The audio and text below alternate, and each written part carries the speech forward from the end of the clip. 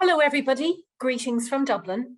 My name is Tanya and I'm here to tell you the story of how officials from two different government ministries overcame their skepticism and their lack of knowledge of each other to do something that I think is really very different in this space.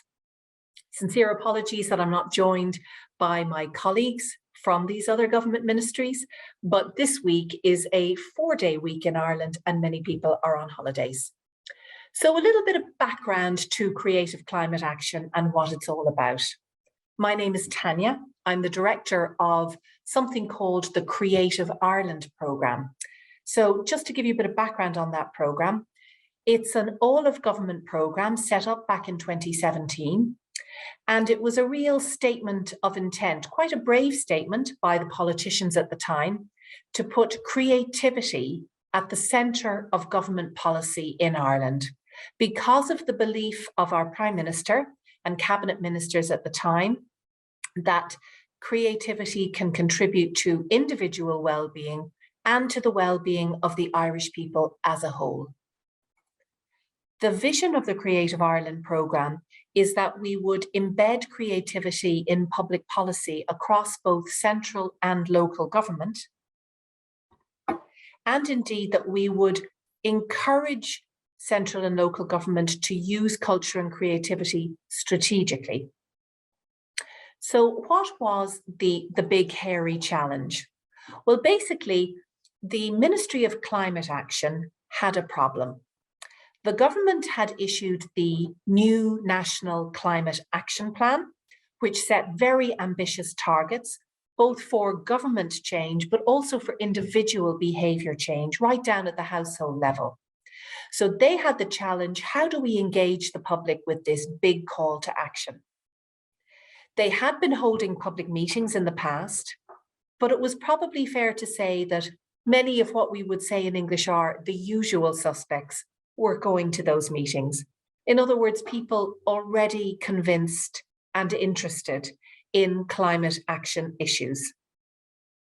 The opportunity alongside that challenge was that the Ministry of Culture had a programme called Creative Ireland, which also had a network of people within local and municipal government.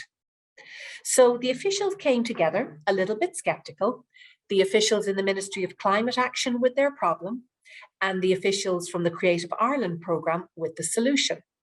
And we decided, using the Charles Landry approach of not saying, no, I can't do that because, but actually saying, yes, let's do this. Let's sort of walk down the road together hand in hand. And what we did was, initially we commissioned a report back in 2019, just to understand what projects had been done in that area.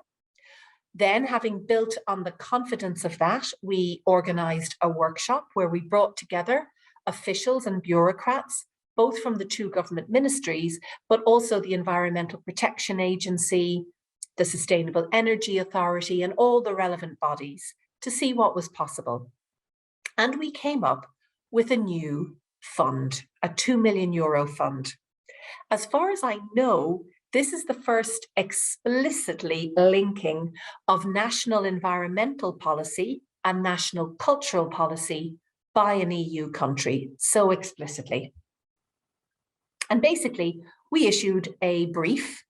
And what was interesting about that was it was a creative brief. So we encouraged the widest possible creative expression, but it was also a behaviour change brief.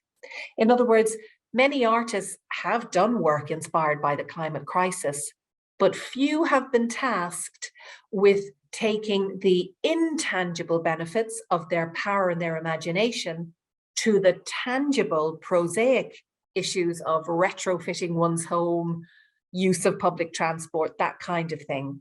So what we saw was an absolute explosion of interest in this €2 million fund. We were heavily oversubscribed. We could only fund 1 in 3 of the projects.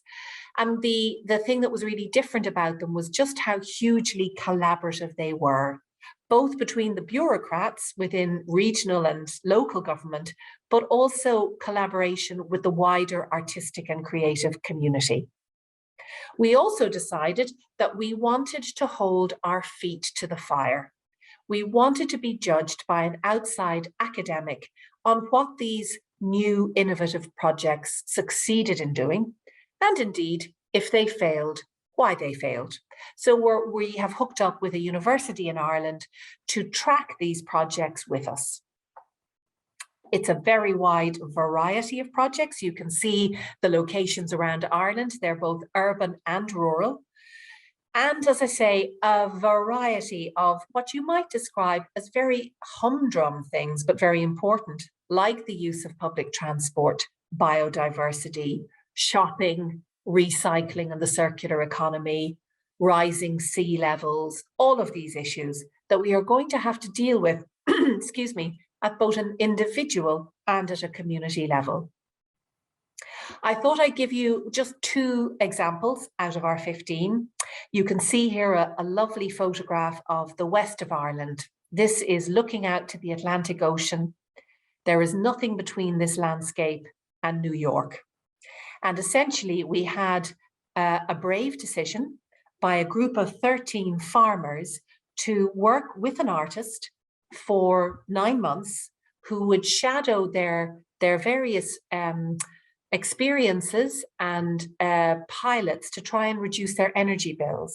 And Lisa Fingleton, she's an artist and a farmer, she will document the journey of learning and adaptation that these farmers are going on through visual art, through illustration, drawing, and filmmaking.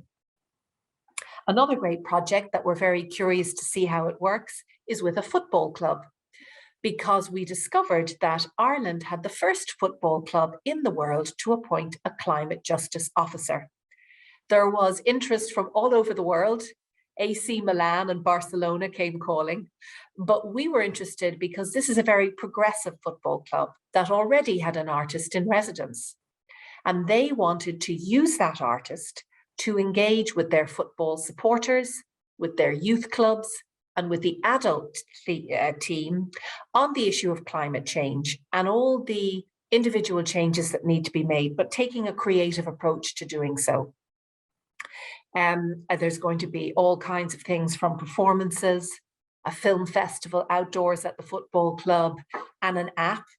And it essentially manages to try and link the supporters' love of their club and the love of the neighborhood in which the club is based, so that sense of place, with the changes to that place that is being brought about by climate change. These are only 2 of the 15 projects. But what we've learned so far is that certainly trying to affect behaviour change and measure it is really challenging. But I think we've also gone on a journey together as bureaucrats, and that the officials in the Ministry of Climate Action really now are convinced that the artistic and creative community bring imagination, flair, and the ability to have difficult conversations to this issue of public engagement with climate change. And the Creative Ireland programme have demonstrated to government that there is literally no government ministry that cannot use culture and creativity strategically. So we're going to walk down the aisle again next year, and this fund is going to increase and is going to run again. Thank you for your time. What I will do is finish with just a little short film we made that explains a little bit about the projects. I hope you enjoy it.